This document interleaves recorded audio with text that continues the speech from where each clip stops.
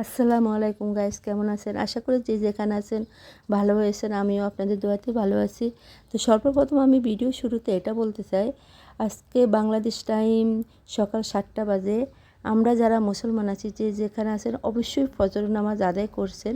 যারা ফজর নামাজ আদায় করেন নাই তারা এখনই আদায় করে নিতে পারেন, কারণ ঘুম ছুটে নাই, নামাজ পড়তে পারেন নাই, ঘুম থেকে উঠে সাথে সাথে নামাজ পড়ে নিতে পারেন। এটাই আমাদের মুসলমানের জন্য ফরজ।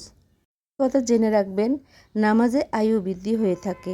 হায়াত মানুষের অমূল্য ধন। প্রতিদিন নামাজ যে সময় ব্যয় হয়, নামাজি ব্যক্তি তার আয়ুর সঙ্গে যে আয়ুর পুরস্কার পায়।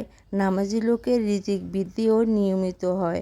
অর্থাৎ নামাজের জীবনে এমন কখনো হয় না যে একাধিক প্রচুর আহার পাইল, তারপর একধারে উপবাস করতে রইল। প্রত্যেক 5 ওয়াক্ত নামাজ নিয়মিতভাবে আদায় করতে থাকলে উহার দায় মানসিক অভ্যাস পরিবর্তন হয়ে থাকে। অবশ্যই সে চুরি করতে পারে না, মিথ্যা বলতে পারে না, হারাম কাজ করতে পারে না, মুনাফিকও করতে পারে না, বেপরদা চলতে পারে না, কারো কষ্ট দিতে পারে না, কারো অন্যায়ভাবে ক্ষতি করতে পারে না, এই ধরনের কোনো কাজ অন্যায় কাজে যাইতে পারে না। সে যেমন আল্লাহ পাকের নিকট মুমিন, তেমনি মানুষের চক্ষেও সম্মানী, সৎ, বিশ্বাসী। নামাজে এমনই গুণ, তবে নামাজের মতো নামাজ হতেই চাই। আসলে আমরা নামাজ পড়ি, কিন্তু সহশুদ্ধভাবে পড়ি না। আল্লাহর কাছে সিজদা মন থেকে অন্তর থেকে খাস দিলে, সিজদা দিলে আমার আল্লাহ তো আমার সিজদার অপেক্ষা করে। আমার আল্লাহ তো, আল্লাহকে যদি আমরা পবিত্রভাবে মন থেকে খাস দিলে ডাকি, আল্লাহ সাড়া দিবে।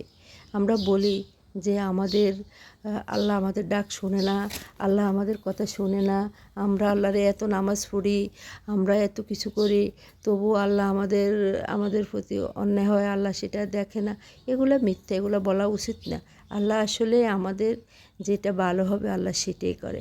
আল্লাহ আমাদের যে কাজে ভালো হবে, যে কাজে ভালো হবে না, আল্লাহ একভাবে না একভাবে এটা আমাদের থেকে সরাই না। আমরা হয়তো বুঝি না, আমরা তো পাপী বান্দা, আমরা বুঝি না। আমরা মনে করি যে এটা কেন হলো, এটা কেন হলো না।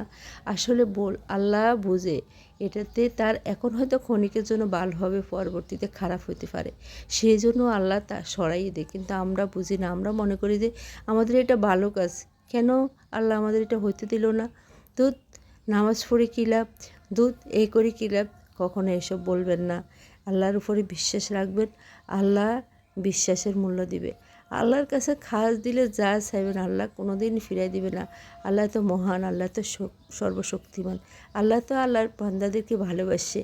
আল্লাহ চায় আল্লাহর বান্দা তার কাছে খাস দিলে যা চায়, আল্লাহর দরবারে যদি পৌঁছায় আমাদের ডাক, অবশ্যই আল্লাহ শুনবে। আর আমাদের ডাক যদি আল্লাহর দরবারে না পৌঁছায়, তাহলে কীভাবে শুনবে? ওকে, আল্লাহ হাফেজ।